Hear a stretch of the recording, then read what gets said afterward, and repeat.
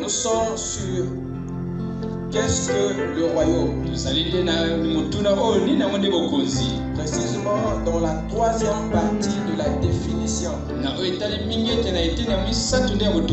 Le royaume en tant que nation. Et le point d'étude de ce soir sera le même que celle de la fois dernière. L'importance du salut dans la gouvernance.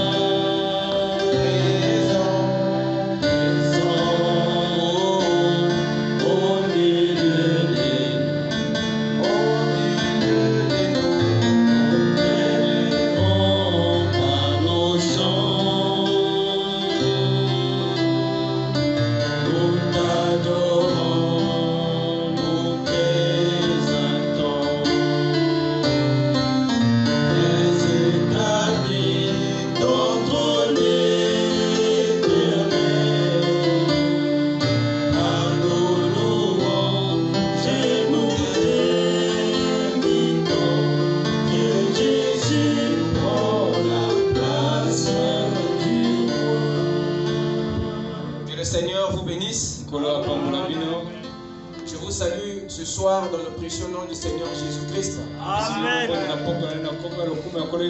Nous le remercions pour la grâce qu'il nous a accordée de venir ce soir dans sa présence. Amen, amen. Sans plus tarder, nous allons nous lever pour lire les Saintes Écritures. Nous allons lire dans notre écriture habituelle Ésaïe chapitre 9, le verset 5 à 6. Ensuite, nous prendrons Romains chapitre 12, le premier verset.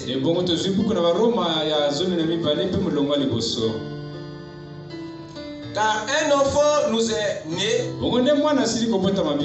un fils nous est donné, et la domination reposera sur son épaule. On l'appellera admirable, conseiller, Dieu puissant, Père éternel, Prince de la paix, pour donner à l'empire de l'accroissement et une paix sans fin au trône de David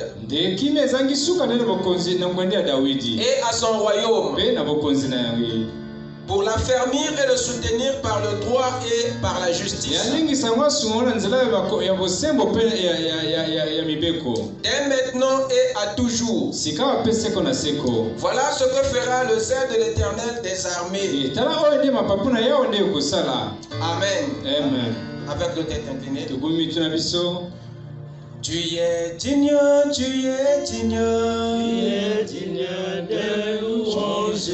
tu es digne, tu es digne, Tu es digne de oh louange. roi, tu es digne, oh, Tu es digne de louange. Jésus, tu es digne, oh, Tu es digne de oh louange. roi, tu es digne, oh, Tu es digne de louange. tu es digne, tu es digne, Tu es digne de louange. Jésus, tu es digne, oh, Tu es digne de oh louange. roi, tu es digne, oh, Tu es digne de louange. Jésus, tu es digne, oh, Tu es digne de louange.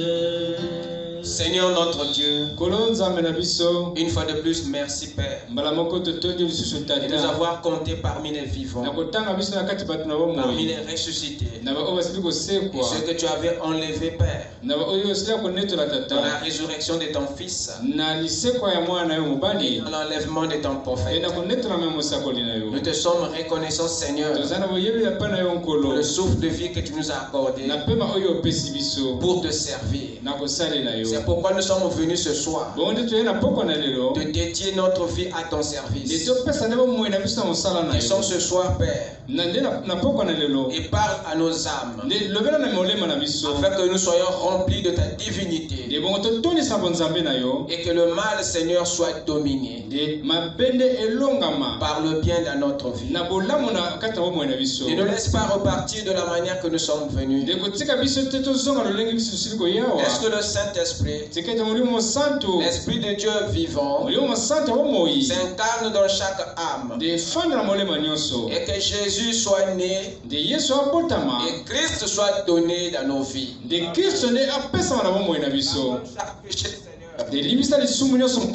nous te demandons de plonger chacun de nous dans cette rivière de sang qui a été tirée des veines d'Emmanuel.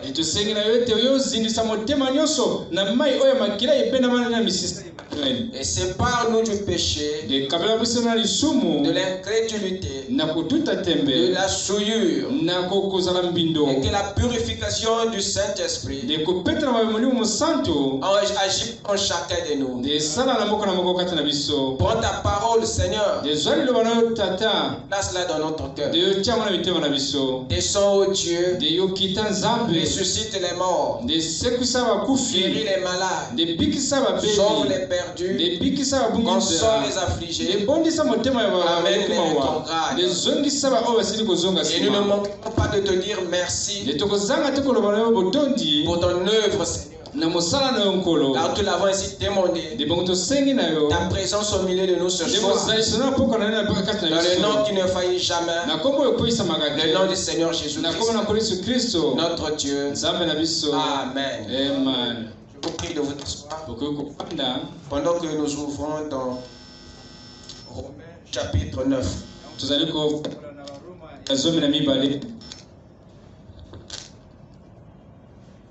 Romains chapitre 9.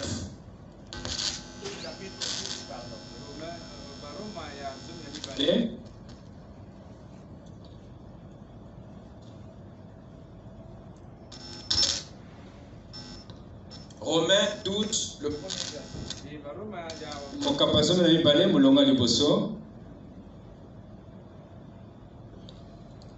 Je vous exhorte donc, frères, par les compassions de Dieu, à offrir vos corps comme un sacrifice vivant, saint, agréable à Dieu, ce qui sera de votre part un culte raisonnable. Je vous exhorte donc, frères, par les compassions de Dieu, à offrir vos corps comme un sacrifice vivant, saint, agréable à Dieu, ce qui sera de votre part un culte raisonnable.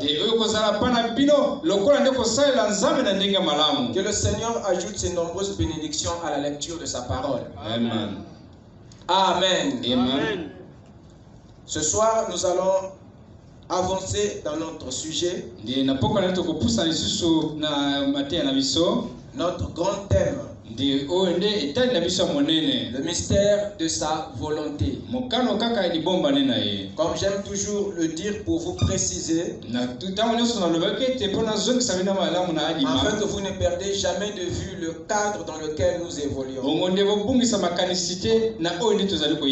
Nous sommes sur qu'est-ce que le royaume? Précisément dans la troisième partie de la définition. Le royaume en tant que nation. Et le point d'étude de ce soir sera le même que celle de la fois dernière. L'importance du salut dans la gouvernance. Et ce sujet-ci, ou le point que je viens d'indiquer, va nous aider à comprendre également le rôle de l'enfant dans la domination du Fils. Et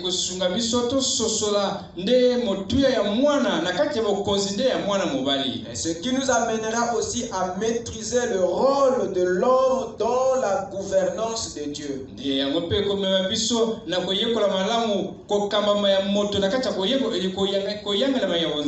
Ce qui nous aidera aussi à comprendre le rôle du corps dans le règne de l'esprit. Et le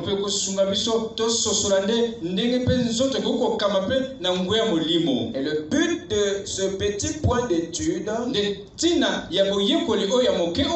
c'est que chacun de nous soit en mesure de saisir dans cette grande prophétie d'Ésaïe 9 le rôle de l'enfant dans la domination du Fils. Le rôle de l'homme dans la gouvernance de Dieu. Le rôle du corps dans le règne de l'esprit. Et ça, c'est un sort que chaque esprit doit dérouler en vous. Et c'est pour vous aider à rentrer dans ces sphères et à comprendre ces aspects en parallèle. Est-ce que quelqu'un peut dire Amen? Amen. Vous êtes là? Amen. On peut avancer? Amen. Nous avons vu qu'il y a 6 points importants dans la prophétie d'Ésaïe 9.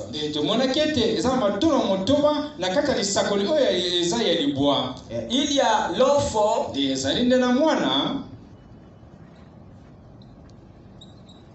il y a le fils, il y a la domination, il y a l'épaule, il y a l'accroissement,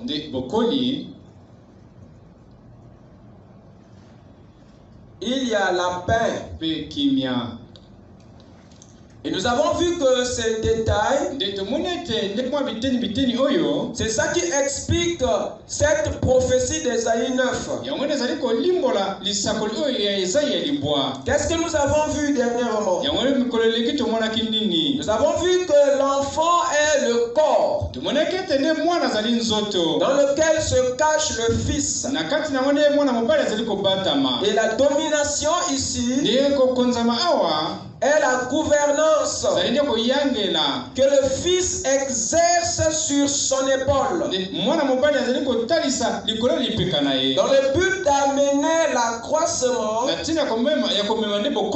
le but d'amener la paix et tout le reste que Ésaïe a souligné ici comme l'affermissement dans l'empire ou dans le royaume. Nous avons typifié tous ces 6 détails avec vous.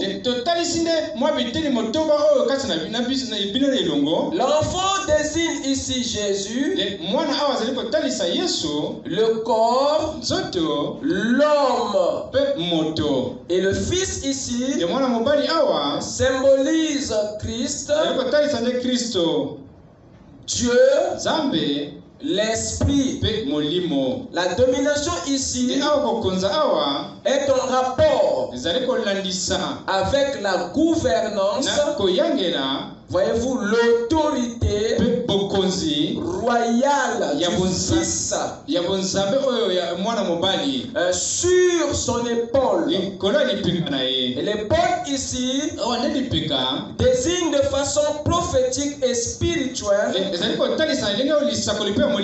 la nation du royaume, c'est-à-dire l'Église, c'est-à-dire nous, vous et moi. Et l'accroissement ici parle simplement du développement. C'est-à-dire du développement naturel et spirituel de la nation, de l'église ou du royaume. La paix ici est en rapport avec la sécurité, est aussi en rapport avec l'harmonie qui règne dans ce royaume. Et vous verrez encore que Ésaïe parle aussi de l'affermissement, que vous pouvez ajouter, parce que ceci est en rapport avec la solidification. La solidification. Chaque détail de la prophétie a une connotation, une portée spirituelle. Alors c'est le Fils ici, en réalité, qui est l'admirable. C'est le Fils qui est le conseiller. C'est le Fils qui est le Dieu puissant. C'est le Fils qui est le Père éternel. C'est le Fils qui est le Prince de la paix. C'est lui, le Fils, qui amène aussi la domination, c'est-à-dire la gouvernance de Dieu sur la nation, son épaule. C'est toujours le Fils qui amène le développement, la paix et l'affermissement. C'est lui, Christ, l'Esprit, qui est dans Jésus le corps. C'est lui Dieu, l'Esprit, dans un corps qui amène la gouvernance, qui restaure l'autorité, qui vient exercer sa domination sur sa nation, qui est l'Église, son royaume. Et cela dans le but de nous développer spirituellement et naturellement. Il ne s'arrête pas là, parce que cette domination, cette gouvernance royale a pour conséquence l'harmonie, la sécurité du royaume, de l'empire, c'est-à-dire de chaque fils et fille de Dieu, de chaque membre et citoyen du royaume. Parce que ce n'est pas à vous de vous protéger vous-même. Et ça, c'est le travail du Père. Et il vient dans son règne pour vous mettre en sécurité, pour vous apporter la paix, afin que vous ne puissiez plus vous soucier, vous inquiéter des sorciers, vous inquiéter des histoires, vous inquiéter des magiciens, vous inquiéter de certaines choses qui agitent votre esprit et votre corps. Parce qu'il sait que son peuple vit à une époque de grande perplexité. Les cœurs des hommes vont s'arrêter de battre à cause de la pression et de la tension. Alors s'il n'amène pas la paix, vous ne serez pas en sécurité. Il ne va pas s'arrêter là, parce que Christ, dans sa venue, il amène aussi la solidification. C'est-à-dire, il faut que chaque citoyen du royaume puisse s'affermir. Il faudrait que toutes les jointures soient fermées. Il vient pour déceler les failles de ta vie, les fentes qui sont dans ta cuirasse. pour les fermer, afin que la flèche ne puisse pas pénétrer par le vide. Tous les endroits ouverts de ton caractère, toutes les parties exposées de ton être. Donc par la solidification, lui le Messie vient transformer tes défauts en qualité. Il vient transformer tes erreurs en perfection. Il va transformer. Il vient pour fermer tous les trous que toi tu n'as pas aperçus, mais que le diable peut se servir pour te terrasser. Une fois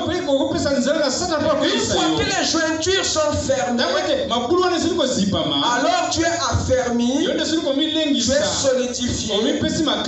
Et dis amen. Ça c'est le travail de Christ. C'est ce qu'il vient faire. Dans cette prophétie d'Ésaïe 9 était un grand message qui prenait la première et la seconde venue.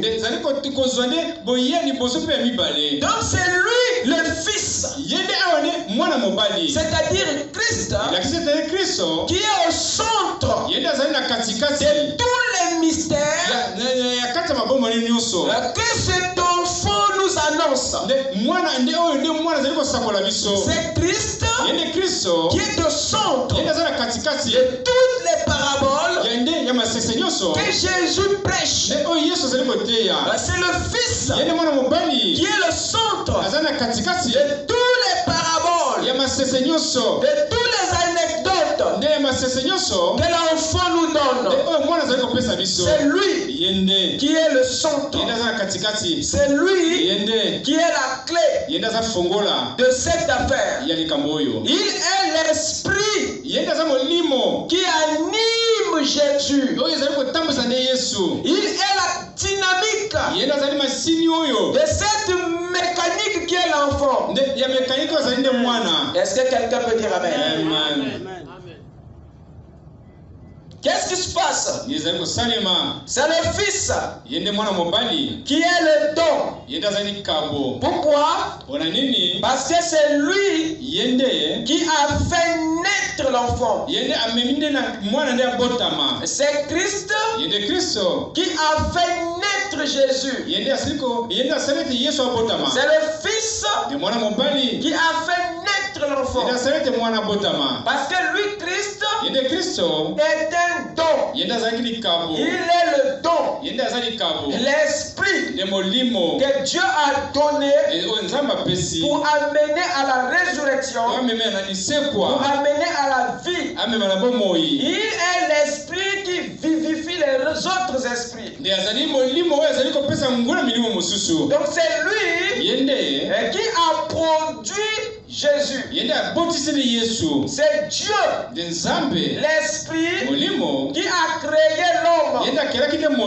Dans Luc chapitre 1, si vous pouvez ouvrir ça avec moi rapidement, à partir du verset 35,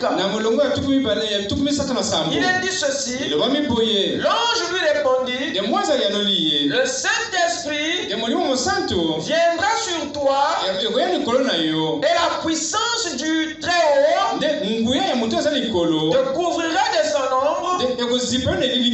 C'est pourquoi le Saint-Enfant qui naîtra de toi sera appelé Fils de Dieu.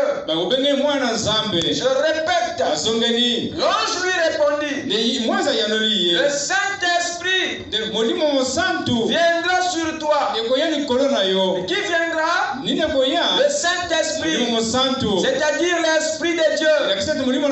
Dieu lui-même, il viendra sur toi et il te couvrira de son ombre. C'est pourquoi le Saint-Enfant qui naîtra, le Saint-Esprit vient. Voyez-vous? Et c'est lui qui vient rendre possible la naissance de l'enfant. Et c'est à cause du Saint-Esprit que cet enfant est appelé fils de Dieu.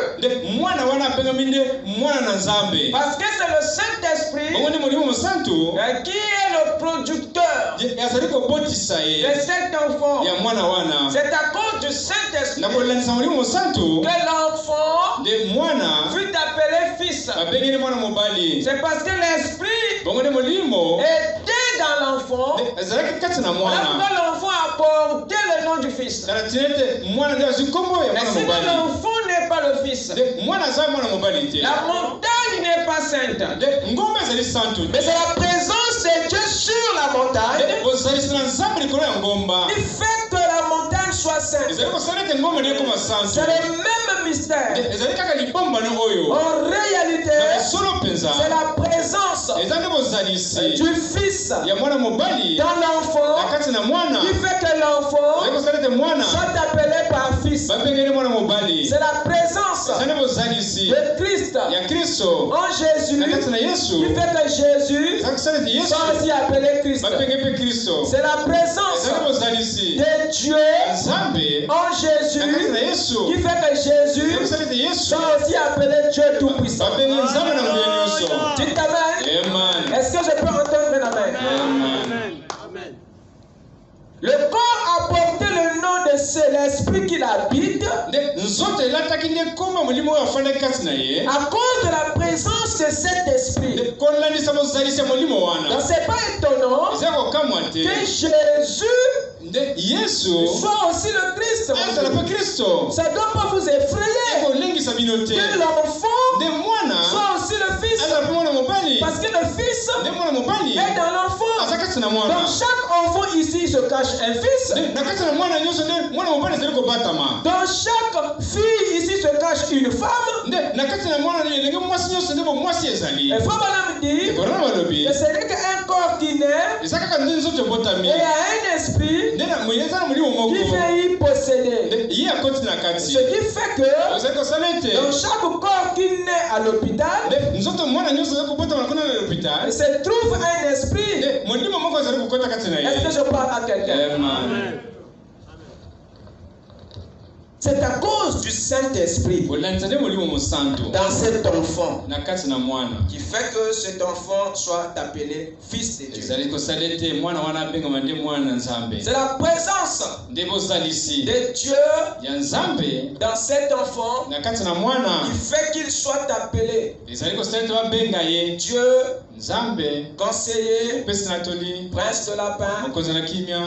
Amen. Amen. Écoutez le prophète. Il dit ceci dans l'adoption partie 2. Paragraphe 85. Jésus était un homme, bien sûr qu'il l'était. Il était un homme. H-O-2-M-E. Né de la Vierge Marie. Mais l'esprit qui était en lui, c'était Dieu. Dites Amen. C'était Dieu sans mesure. En lui habitait corporellement la plénitude de la divinité.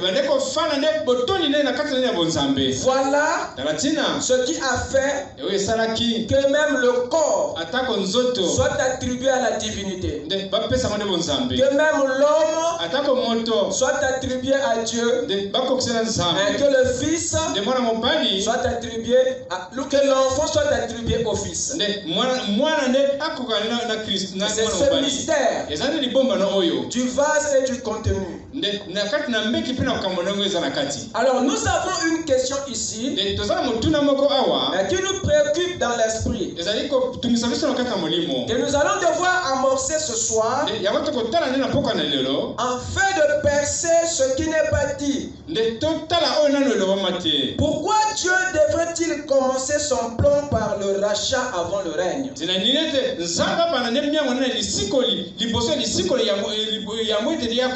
Le rachat cache-t-il uniquement le salut de l'homme? Ne cache-t-il pas aussi les intérêts de Dieu? est-ce que le rachat cache seulement le bien-être de l'homme? Il ne nous cache pas autre chose. J'aimerais que nous réfléchissions là-dessus, parce que nous allons devoir mettre la main sur une autre vérité cachée et qui nous sera très bénéfique. Nous devons savoir une chose, que le rachat n'est pas uniquement bénéfique pour l'homme. Il est aussi pour Dieu. Dieu ne nous a pas racheté que pour notre bien. Dieu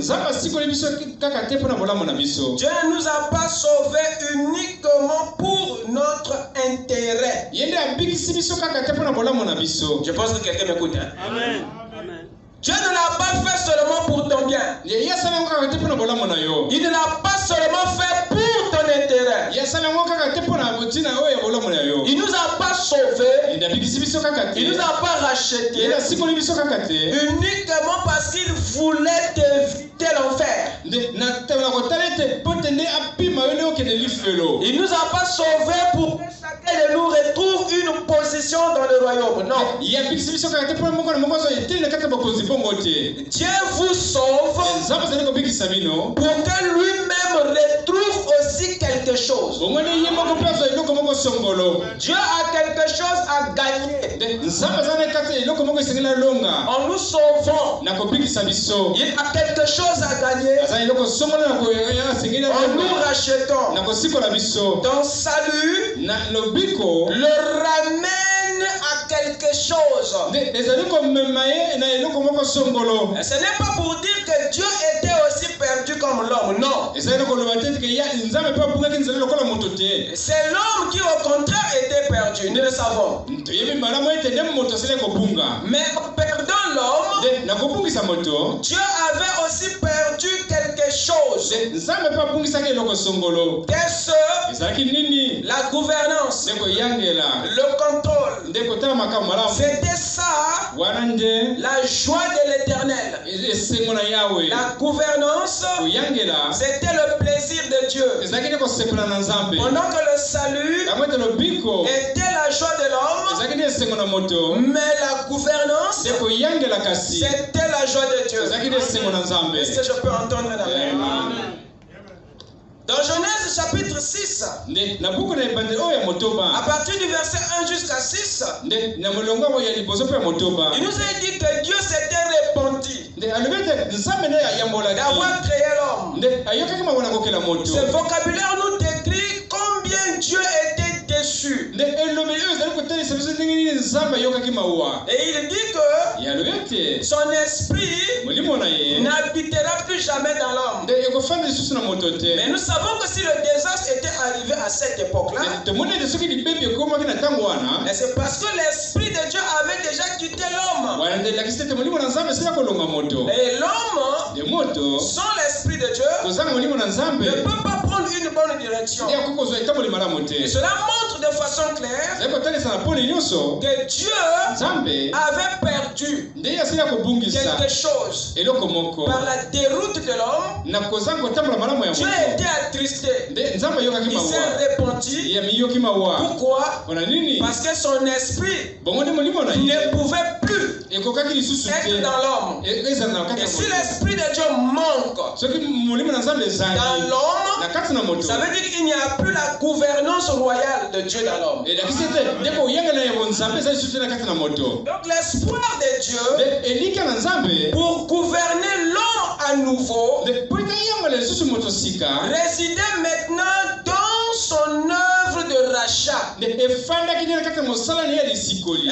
l'acte qui devait le ramener, qui devait restaurer le morceau ou le gouvernance à nouveau dans l'homme, le cheval, pour rendre possible le règne de Christ dans notre vie. Et sans cet acte-là, sans l'acte du rachat, Dieu ne peut pas renier sur les sauvés. Quelqu'un peut dire Amen? Amen. Dieu ne peut pas régner sur les sauvés s'il n'accomplit pas d'abord le rachat. Le rachat ne sauve pas que l'homme. Le rachat ne profite pas qu'à l'homme. Mais le rachat profite à Dieu et à l'homme. Parce qu'il ramène Dieu dans une autre position dans notre vie. Ce que Dieu était pour toi avant le salut, il n'est pas ce qu'il va être après t'avoir sauvé. Donc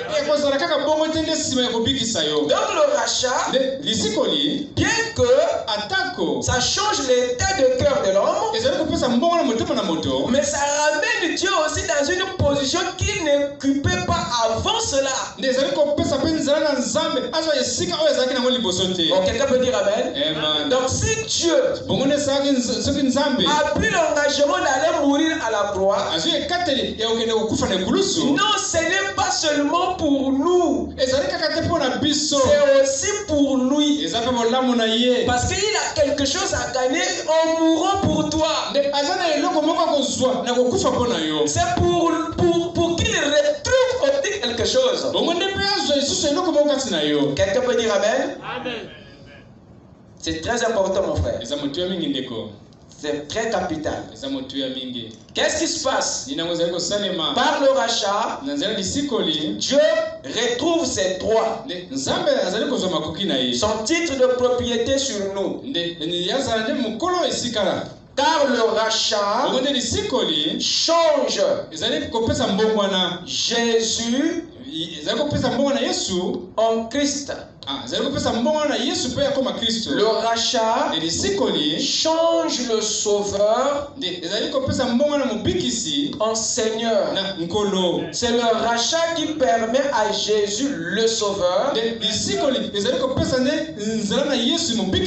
de devenir Christ ton Seigneur.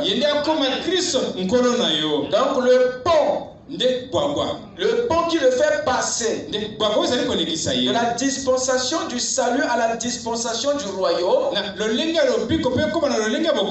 c'est l'acte de Golgotha. Voilà pourquoi c'était si important pour lui et pour toi. Oh, Dieu avait quelque chose de si important dans l'œuvre du rachat. Tu n'es pas le seul. Dites Amen. Amen. Dieu aussi, il s'est retrouvé là-dedans, mon frère. Le rachat, c'est un acte. Il change un acheteur en propriétaire. Il savait le seul moyen pour exercer ses droits de propriétaire sur toi, c'est de monter à Golgotha. C'est de nous faire naître Jésus. C'est d'aller là au calvaire pour devenir un dominateur légal sur tous les rachetés. Lisons rapidement Actes chapitre 2. Nous avons ici une déclaration qui va vraiment nous éclairer là-dessus. Actes chapitre 2. Le verset 36.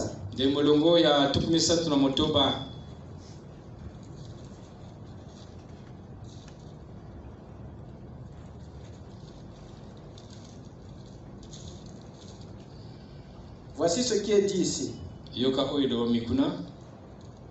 Acte 2, 36.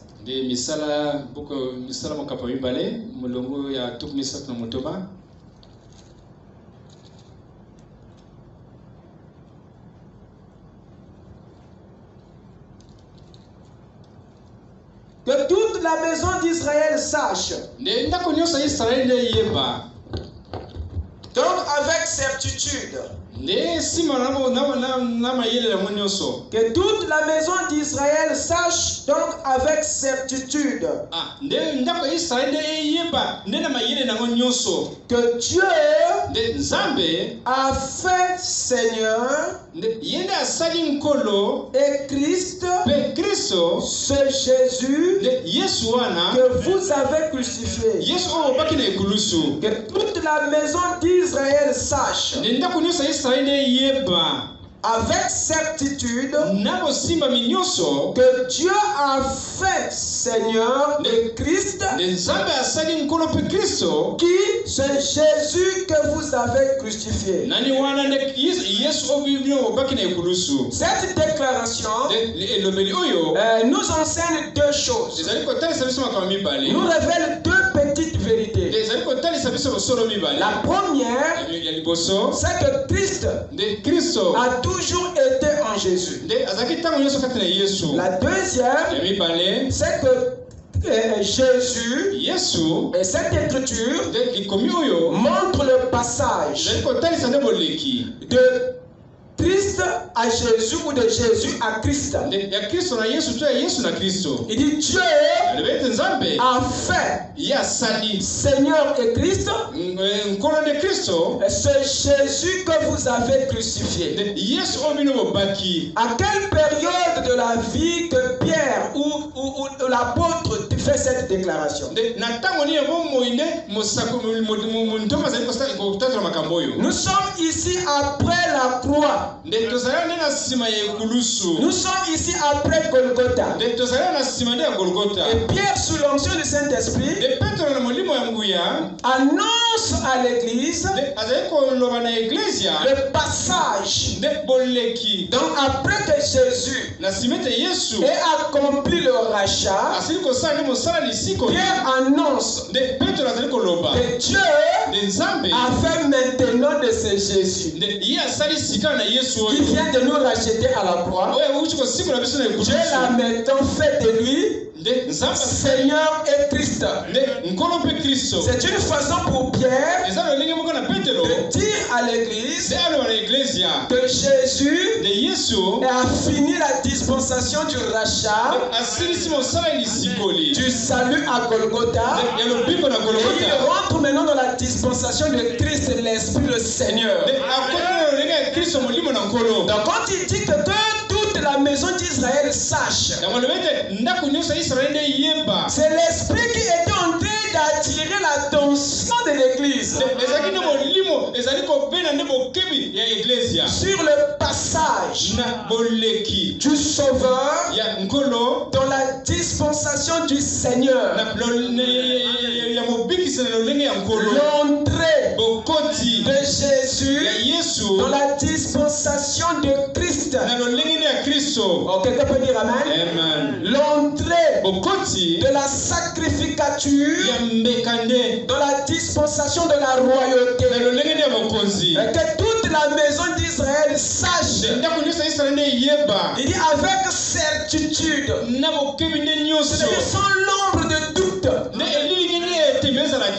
Dieu a fait Seigneur et Christ. C'est-à-dire il a fait roi.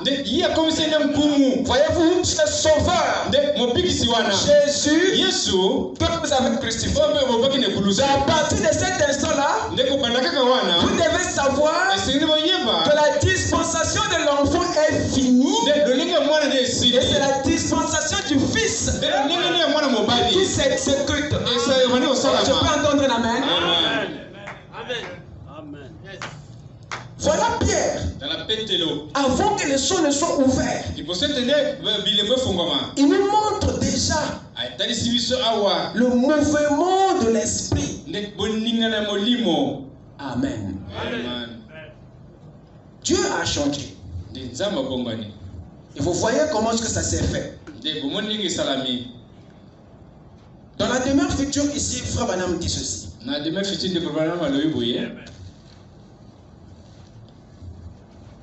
Je commence ici à partir de 105, je prends 106 et je prendrai aussi 115.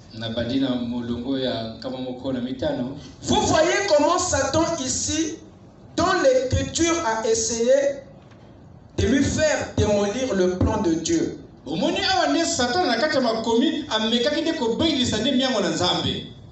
Pour le recevoir,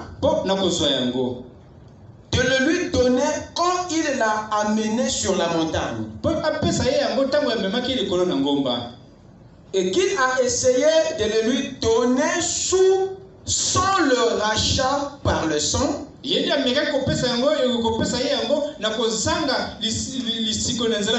Le prophète nous fait remarquer ici l'intention de Satan dans le désert avec Jésus. Avez-vous remarqué comment Abraham, quand ils ont essayé de lui donner la terre, il l'a acheté pour tant de cycles d'argent devant le peuple comme un signe, comme un témoignage. Sachez aujourd'hui que j'ai acheté ce lieu de sépulture. Voyez-vous, Satan a essayé de lui donner. De lui donner le royaume qui lui appartenait en ce moment. Il a essayé de le lui offrir en cadeau. Mais il n'a pas voulu l'accepter. En effet, c'est à ce moment-là Satan aurait pu avoir encore des droits dessus. Mais il fallait qu'il soit racheté. Et le prophète interprète l'intention de Satan dans Matthieu chapitre 4 verset 4. Lorsque Satan lui a voulu lui donner les royaumes de la terre, Jésus a refusé parce qu'il savait que s'il accepte ça comme un cadeau sans pourtant payer le prix, le diable continuerait à exercer les droits de propriété sur cela. Alors à quoi bon régner sur les royaumes qu'on t'a donné alors que tu ne peux même pas exercer un contrôle? Voilà pourquoi Jésus a refusé, parce que lui ce n'est pas le temps seulement dont il a besoin, mais il veut aussi le contrôle. Or, le contrôle peut venir si lui il verse le prix. Voilà l'importance du rachat dans la gouvernance. Donc le rachat t'introduit dans l'autorité.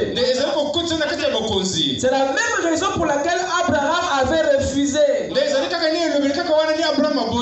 le territoire par les mains des enfants de Heth. Écoutez ce que Frère paragraphe 115. Suivez-moi bien. Remarquez, vous voyez comment Satan a essayé de le prendre. Comme je l'ai dit il y a quelques minutes, en le donnant à Jésus sans qu'il ne l'ait acheté. Alors, Satan garde un droit parce que ça porte sa marque. Vous voyez, mais Jésus, écoutez bien, mais Jésus l'achète. Il achète Jésus. Mais Jésus l'achète par son sang versé. C'est Golgotha, n'est-ce pas? Et le rapporte au propriétaire. Qui est qui? dit dans les 5 identifications que le mot Seigneur signifie possesseur, propriétaire, domination, dominateur. Donc quand Jésus, lui le sauveur, paye le prix pour nous ramener au propriétaire. Alors qui est le propriétaire? Oh, le propriétaire c'est Christ le Seigneur. Donc vous voyez que le Jésus a offert le prix pour que Christ règne, pour que l'Esprit exerce ses droits. Donc sans l'enfant, le Fils ne peut pas dominer. Oh, je parle à moi-même. Amen. Bien sûr. Sans Jésus, Christ ne peut pas régner dans l'église. Or, pour que Christ puisse avoir des trois surnoms et régner autant que Seigneur et Roi, Jésus doit verser le sang et payer le rançon. Et c'est cet acte de rachat qui donne à Dieu la position de roi, de Christ, de Seigneur dans ta vie. Dites Amen.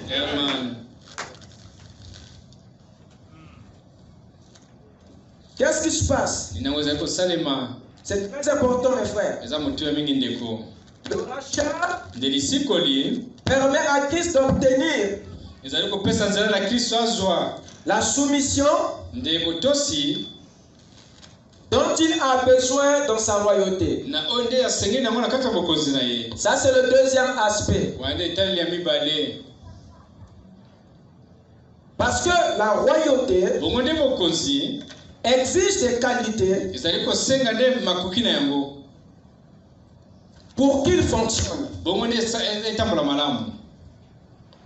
Un roi a des droits. Et pour que tu sois en mesure d'honorer, de répondre à la demande du roi, il faut que quelque chose te soit arrivé.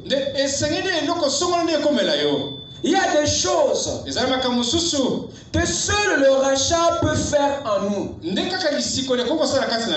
Donc Jésus, en nous sauvant, il savait que cette œuvre du rachat devait avoir un impact au-dedans de l'homme.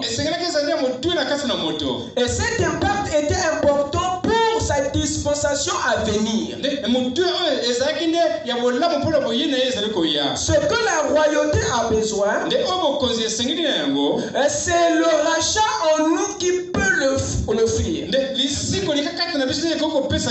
Ce que la royauté a besoin, c'est la sacrificature en nous qui peut le produire.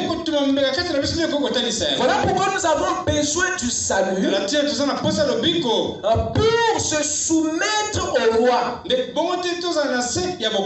avons besoin du rachat pour être gouverné. Nous avons besoin du salut pour mieux servir le Seigneur. Christ est le berger des brebis que Jésus a sauvé.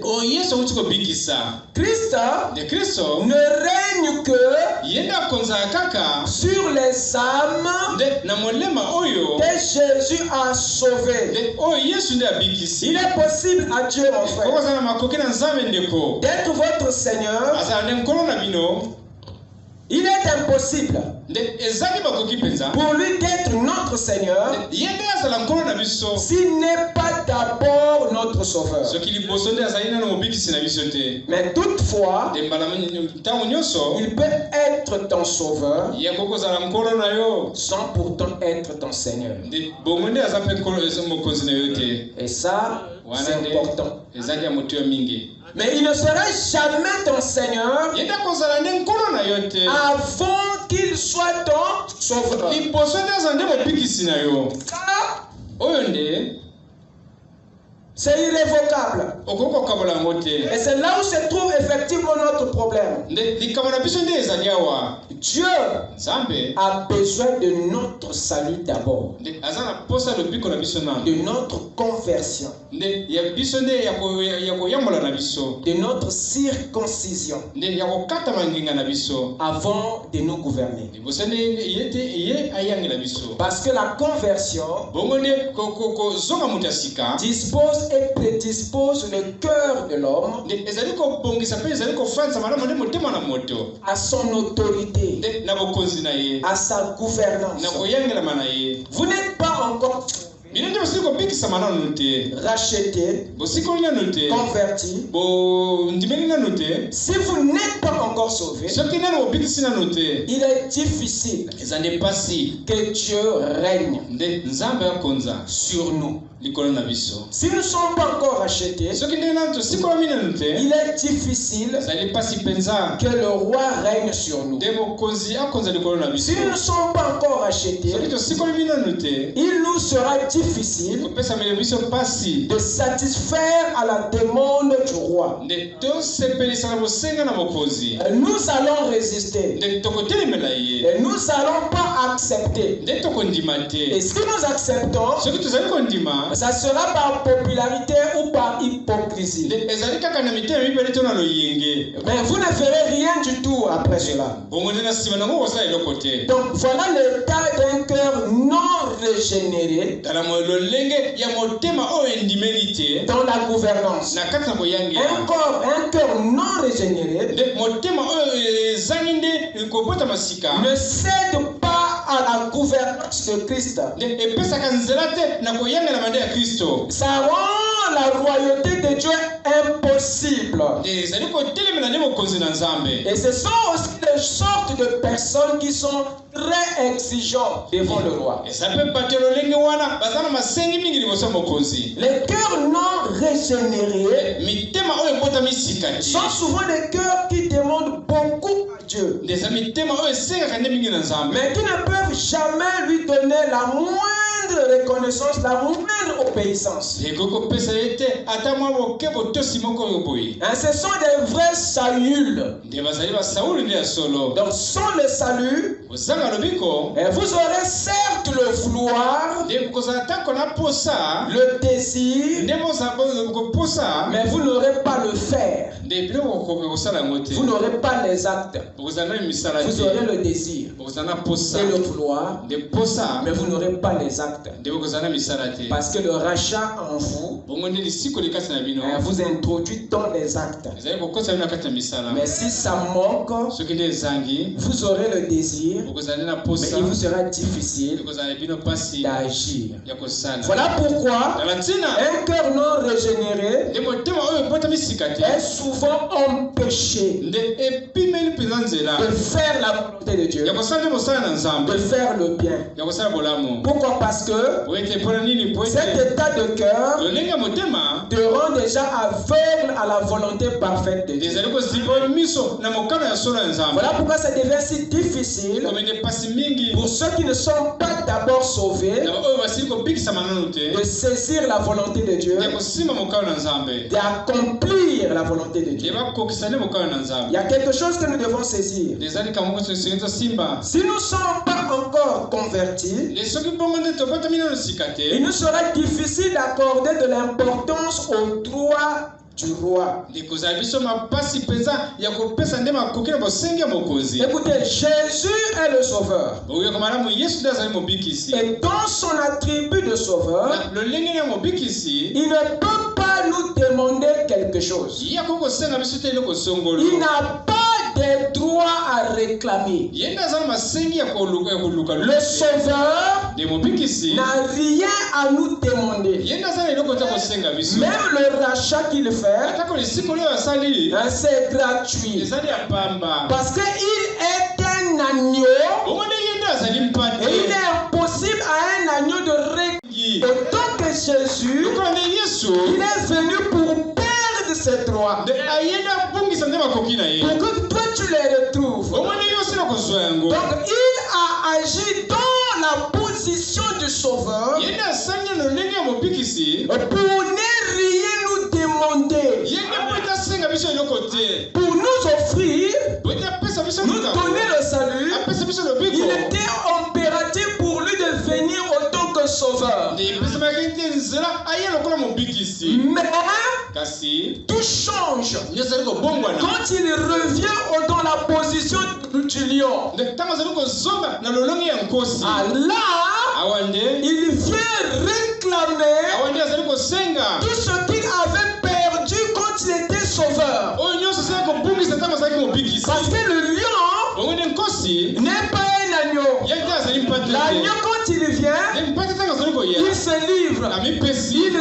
Il donne son sang pour que vous ayez la vie.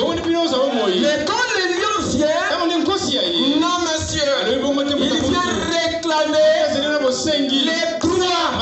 Parce que étant un lion, il est roi, il est seigneur. De la première venue, il ne vous a rien demandé, parce qu'il était sauveur.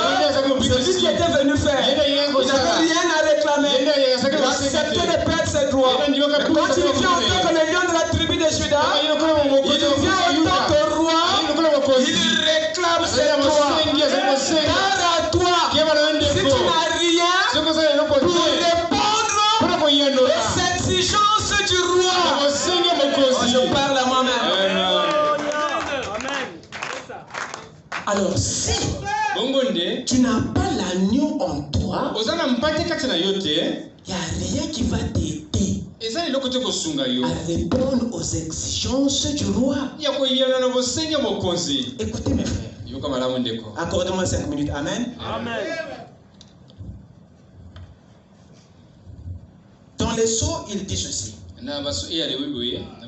Les Sceaux, page 101, paragraphe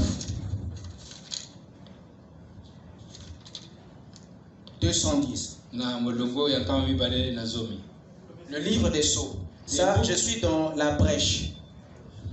Le livre des Sceaux, si vous avez le livre des Sceaux, vous allez juste à la page 101, paragraphe 210. Il dit ceci. Il s'avance. Qu'est-ce pour prendre maintenant possession de ses droits. Oh là là.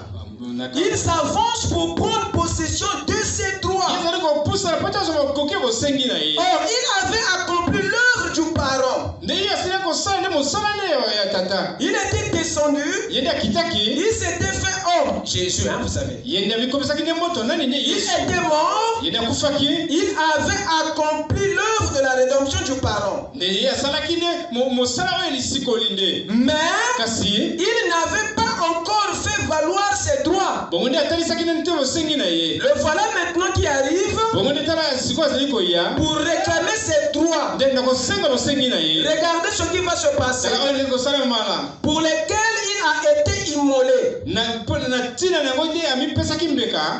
En effet, il était devenu un parent de l'homme pour mourir à sa place, pour le racheter. Seulement l'ancien avait raison quand il a dit qu'il était un lion.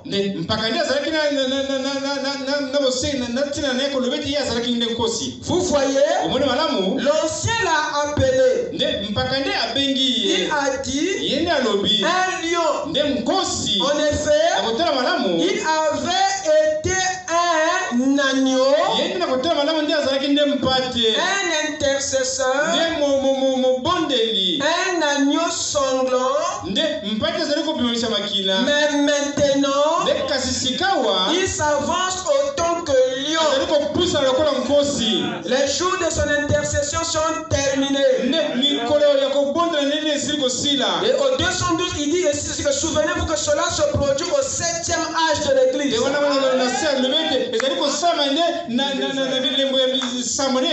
Donc le lion descend pour réclamer au 7e âge. Après que l'agneau avait fait l'œuvre du rachat au début des âges là-bas à Golgotha. Amen. Quels sont les droits du lion? Quels sont les droits du roi? Parce que le lion, c'est le roi. Et quand il descend pour réclamer ses droits, quels sont les droits du lion? 1. Les droits du lion, c'est l'Église. Nous sommes ceux qu'il vient réclamer. Après nous avoir rachetés à Golgotha, il revient maintenant pour nous réclamer. Parce que la dispensation de la réclamation, c'est aussi la dispensation du règne. Il n'est plus question que le moi continue à régner en vous. Il n'est plus question que l'étranger continue à vous diriger. Mais il est question maintenant que celui qui vous avait sauvé puisse régner maintenant en nous sous la forme de Christ. Maintenant, quand il vient en vous, vous devez aussi avoir quelque chose en vous pour lui obéir. Parce que le roi, quand il s'incarne dans votre vie, c'est pour vous gouverner. Et la relation entre le roi et ses sujets, c'est l'obéissance. Parce que les demandes du roi, les requêtes du Seigneur dépassent les requêtes du Sauveur. Alors si l'œuvre du salut n'était pas bouclée, il n'y a rien que tu vas offrir. Voilà pourquoi Paul dit, je vous exhorte tous mes frères, par les compassions de Dieu, d'offrir votre corps tout entier comme un culte raisonnable. Mais comment vas-tu offrir à Dieu et si tu n'as pas été encore sauvé? On dit Amen.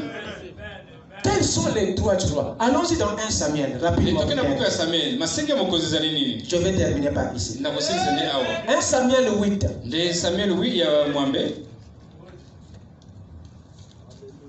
1 Samuel 8.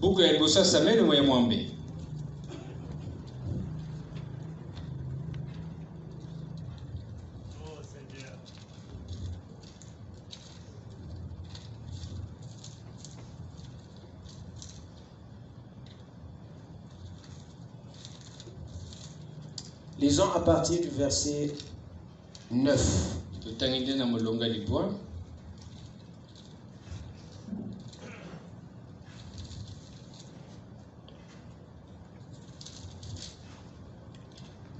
Écoute donc leur voix. Ça, c'est Dieu qui parle à Samuel. Donne-leur des avertissements. Et fais-leur connaître le droit du roi qui régnera sur eux. Ce peuple voulait d'un roi. Et Dieu était conscient que le peuple n'avait aucune idée de ce qu'il demandait. Parce que la venue d'un roi exige certaines choses. Et si vous n'avez pas la conscience, si vous ne connaissez pas ce que vaut un roi, vaut mieux pour vous n'est pas le roi. Et le peuple réclamait un roi, mais il ne connaissait pas le droit d'un roi. Et si Dieu a écrit le droit du roi ici, c'est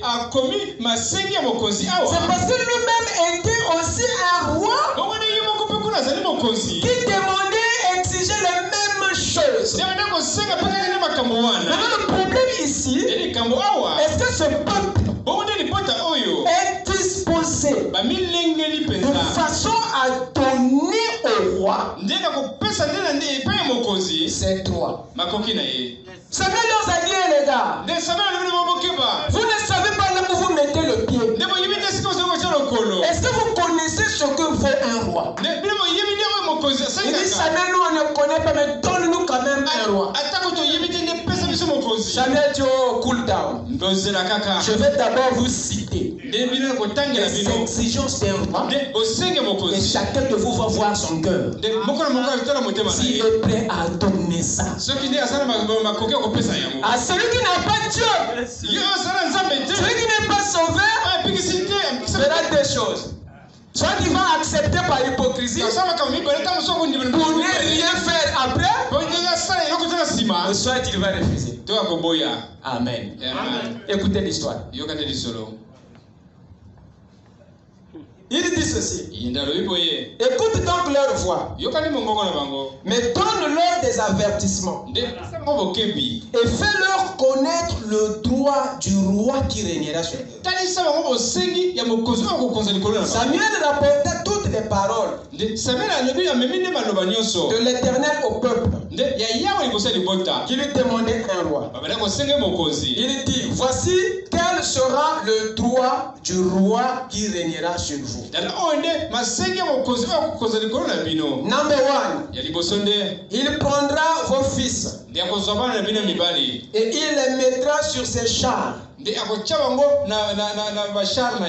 parmi ses cavaliers, afin qu'ils courent devant son char. Il va prendre vos fils sans demander. Il prendra. Donc tu perds la paternité sur tes enfants. Qui est prêt à accepter ça? Amen. Pour vous dire que la demande du Seigneur dépasse celui du Sauveur. Voilà pourquoi il s'arrange à régler d'abord la question du salut. Parce que ce qui vient là, si tu n'es pas sauvé, au condimentaire, on va te lire les Écritures, tu ne vas pas croire. Ça sera noir sur blanc, tu ne vas pas croire. Merci. Dieu te bénisse. Vous savez, l'incrédulité des gens vient de loin. Les gens ne sont pas incrédules au hasard. Ils ne sont pas aveugles au hasard. Il y a quelque chose en eux qui les empêche de voir, qui les empêche de croire. L'état des cœurs n'est pas encore réglé. N'allez pas loin. Il y a des gens qu'on doit ramener à la croix. Dites amen. Il dit, il va prendre vos fils. La liste est longue. Il prendra vos fils. Il en fera ses cavaliers. Il dit encore, il s'en fera des chefs de 1000 et des chefs de 50. Il les employera à labourer ses terres. Donc l'enfant qui t'aidait à labourer tes champs, il ne peut plus travailler avec toi. C'est fini. Il laboure les champs du roi. Il ne récolte plus tes champs, il récolte niveau du roi. Il fabrique maintenant les armes de guerre et les chars. Il prendra vos filles, deux. Toi, pendant que tu attends le costume pour la dot, lui il a pris. Il prendra vos filles pour en faire ses parfumeuses, pour en faire ses cuisinières, ses boulangères. Mon frère, si c'est elle qui te faisait les pains, c'est fini. Vous lisez, hein? Mais rompez dans les contextes. Vous allez voir que c'est quelque chose de difficile à faire. Regardez, Dieu a raison de faire ce qu'il fait. S'il n'avait pas encore circoncis Abraham, Abraham n'allait pas donner Isaac. Vous écoutez ça? Amen. Dieu a d'abord amené Abraham à la circoncision, parce que ce qu'il va demander après là, si le tas de cœur n'est pas réglé, tu ne peux pas offrir Isaac, l'unique fils que tu as, parce que le roi demande trop. Alors si tu n'es pas converti, tu vas faire le nombre pour rien. Est-ce que quelqu'un m'écoute? L'importance du salut, du rachat, dans la gouvernance royale. Voilà pourquoi nous sommes nombreux à s'entêter, à marcher à notre manière. Alors que on n'est pas encore sauvé. Voilà pourquoi c'est si difficile de vivre la parole. C'est si difficile d'écouter Dieu. C'est si difficile de laisser la parole à sa place. La question du salut est à revoir. Tout ce qui ne permet pas à la parole de prendre la prééminence dans leur vie ont un problème de nouvelle naissance. Si ton la liste n'a pas encore fini ici. Il dit, il en prendrait les filles pour faire des cuisinières et des parfumeuses. Il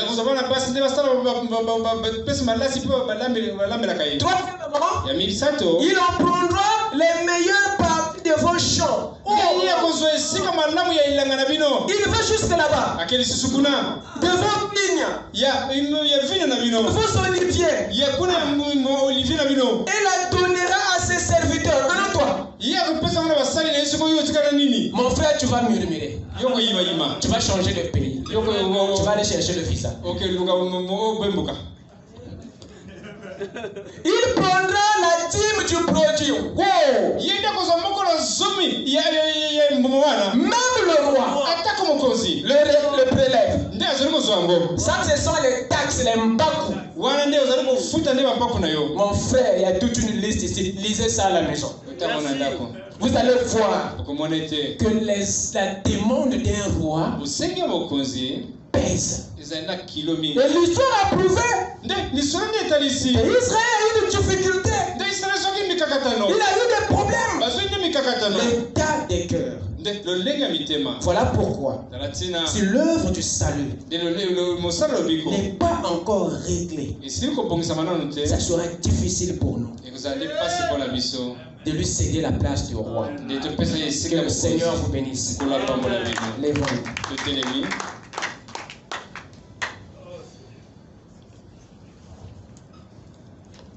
Avec nos têtes inclinées.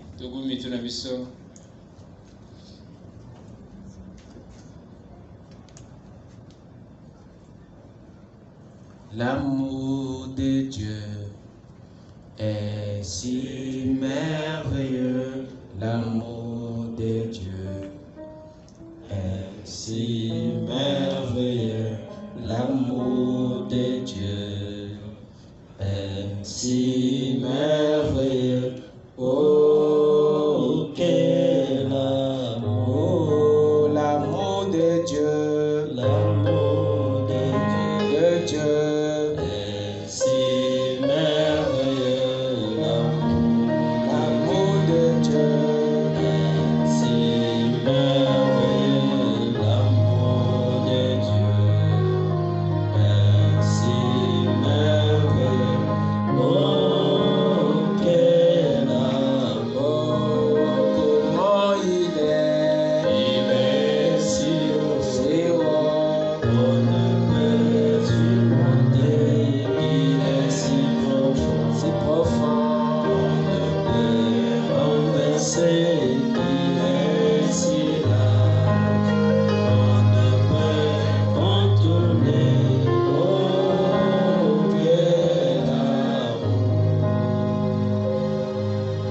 Si vous avez une requête, lève simplement ta main. Et lui qui regarde au-delà de la chair saura voir le fardeau qui est dans ton cœur. Seigneur notre Dieu, nos mains sont levées comme un peuple dans le besoin. Parce que nous ne sommes pas bons, Seigneur. Il n'y a que toi qui es bon. C'est pourquoi, Seigneur, nous te demandons, Père, de descendre dans nos vies et de regarder ce qui ne va pas. Et s'il manque le salut, Seigneur, amène-le en nous, Seigneur. Et s'il y a la conversion qui manque, amène la nouvelle naissance. S'il y a le feu qui manque, Seigneur, amène le baptême du Saint-Esprit, afin que la question de la naissance soit réglée. Car notre plus grand désir, c'est que toi tu règnes dans notre vie. Nous voulons accomplir ta demande. Que ton règne vienne. Que ta volonté soit faite dans nos vies comme elle est faite au ciel. Règne en chacun de nous, Seigneur. Prends les commandes de notre vie. Nous ne voulons plus raisonner, Seigneur. Nous ne voulons plus justifier nos péchés. Nous ne voulons plus justifier nos erreurs.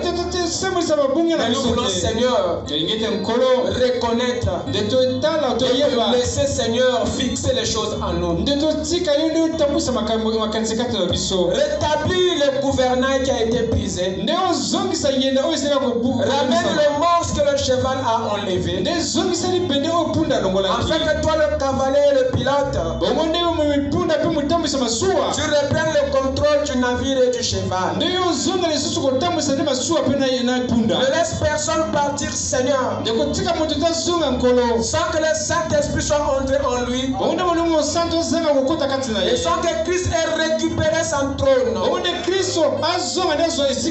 Car tu as dit tu es venu autant que lion, après avoir travaillé autant que agneau. Oh Dieu, si tu es descendu en 63, c'est parce que tu avais accompli l'œuvre du salut. Maintenant, Seigneur, va dans chacun de nous, Seigneur, et sois celui qui dirige chaque pensée, sois celui qui sanctifie chaque pensée, sois celui, Seigneur, qui décide de chaque homme et femme. Car c'est cela, Père, nous pouvons te donner notre obéissance, notre soumission à la parole. Bénis ton peuple, Père. Mets-les au-dessus du péché. Que les mal ne puissent jamais les dominer. Mais qu'ils règnent au-dessus de tout. Parce que tu as, en devenant roi dans notre vie, Seigneur, tu fais aussi de chacun de nous des rois et des reines. Accomplis ta promesse sur nous, Père. Viens éclairer les ténèbres de chaque homme et femme. Et qu'un jour nouveau se lève. Là où tous, Père, sont des sacrificateurs et des rois dans ton royaume. Pour ce que nous n'avons pas pu exprimer, je demande, Seigneur, autant que ton serviteur, revêtu de l'onction supérieure, je déclare impuissant tous les esprits d'envoûtement. Je les chasse de ces corps dans le nom de Jésus. Que seul le Saint-Esprit puisse prendre le contrôle dans la guérison de leur corps et dans le baptême dans leur âme. Accorde le Seigneur que la paix accompagne les foyers, que la spiritualité accompagne les enfants, que la sanctification, Seigneur, nous accompagne, afin que les démons s'éloignent. Dans le nom de Jésus-Christ, nous t'avons ainsi prié. Amen. Que Dieu vous bénisse. Merci beaucoup pour votre patience. Allez dans la paix du Seigneur. Shalom. Amen.